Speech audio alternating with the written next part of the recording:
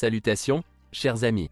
Je présente à votre attention les dysfonctionnements et pannes les plus courants qui surviennent sur le Mitsubishi ASX. Les versions russes de l'ASX étaient équipées soit de transmission manuelle à 5 vitesses pour les versions avec moteur 1.6, soit de CVT Jatco pour les voitures avec 1.8 et 2.0. Sur d'autres marchés, il existait des options alternatives, notamment un moteur diesel avec une transmission automatique hydromécanique, mais nous n'avons pas de telle voiture. La transmission intégrale est mise en œuvre via un embrayage électromagnétique sur l'essieu arrière. Il n'a aucun capteur de température ni aucun retour d'information. Ainsi, l'erreur de surchauffe de l'embrayage, qui se produit parfois en tout terrain, est en réalité une fiction. En fait, à ce stade, l'électronique de contrôle pense qu'il doit y avoir une surchauffe. L'état réel est totalement inconnu. Il faut dire que l'embrayage de l'ASX est assez fiable, puisque la charge sur celui-ci est faible. Dans un système de transmission intégrale, les problèmes sont principalement causés par l'arbre de transmission et son support après 120 000 à 180 000 km, et la boîte de vitesse arrière fuit parfois de l'huile. Les transmissions manuelles sont également très fiables. Avec des kilométrages supérieurs à 150 000, les performances des synchroniseurs peuvent se détériorer, difficulté à engager la première ou la deuxième vitesse à froid, détérioration de la sélectivité déjà faible de l'entraînement du changement de vitesse et cliquetis lorsque la pédale d'embrayage est relâchée au ralenti. Les pannes graves sont extrêmement rares. Les CVT sur l'ASX ont été installés en 3 types. Initialement, la voiture est entrée en production avec la Jatco JF011E, qui a subi une mise à jour en 2012. Depuis juillet 2014, les véhicules assemblés aux États-Unis ont reçu une nouvelle version de l'unité JF016E. Les voitures assemblées au Japon, si vous en rencontrez, ont reçu cette CVT plus tôt, à partir de février de la même année. La CVT est disponible en version à traction avant et à traction intégrale, avec radiateur ou avec échangeur de chaleur dans le système de refroidissement. Malheureusement, les versions russes étaient pour la plupart équipées d'un échangeur de chaleur moins efficace. Vous pouvez comprendre quel variateur est installé sur votre voiture en regardant l'autocollant d'information situé dans l'ouverture de la porte conducteur au point transaxle. F1CJA et W1CJA sont des Jatco JF011E avec traction avant et transmission intégrale, F1CJC et W1CJC sont des JF016E.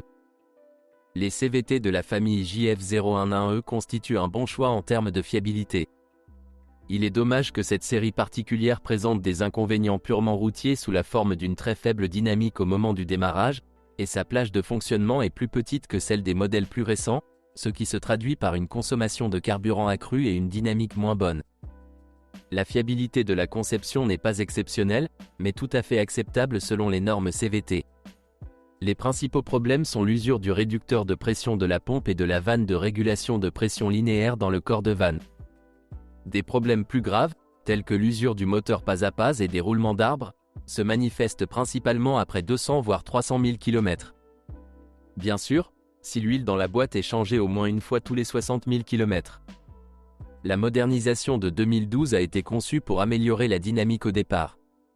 Le profil des cônes et la qualité du traitement ont été améliorés et les surfaces de contact de la courroie sont devenues plus flexibles. Les voitures équipées de moteurs 1.8 et 2.0 étaient équipées de courroies à 10 courroies, Bosch 901 1066. Lors de la révision du variateur, ils installent généralement une version strictement renforcée avec 12 courroies, elle était en stock sur les voitures à moteur 2.4, qui ne sont pas représentées en Russie, cela permet de réduire considérablement les exigences en matière de qualité de l'hydraulique. Ce sont les problèmes de pression d'huile qui sont généralement les conditions préalables à une usure accélérée de la courroie et des cônes.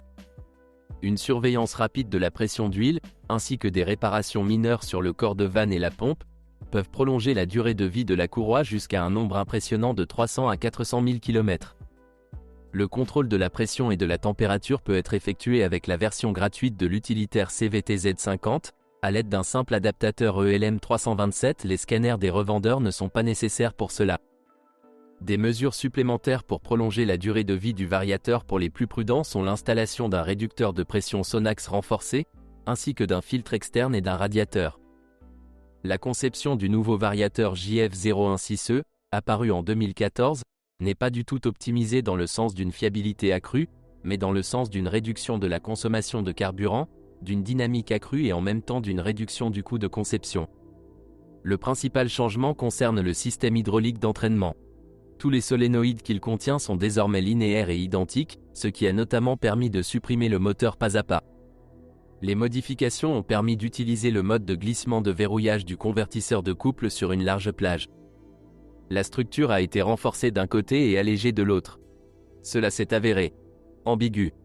La CVT se comporte bien mieux dans la zone des vitesses moyennes et basses, ce qui améliore l'expérience de conduite. En revanche, des problèmes déjà connus ont commencé à apparaître plus souvent et à moindre kilométrage. Surtout dans les CVT fabriqués avant 2016 à 17, après quoi les constructeurs ont resserré un peu les réglages, réduisant la dynamique d'accélération, mais assurant ainsi une augmentation de la durée de vie de conception. Les anciens problèmes de pression d'huile dans la pompe à huile, d'usure des roulements et des courroies n'ont pas disparu. Seulement maintenant, au lieu de remplacer une pompe à étage de $30, vous devez changer l'ensemble de l'unité hydraulique, il ne peut pas être réparé.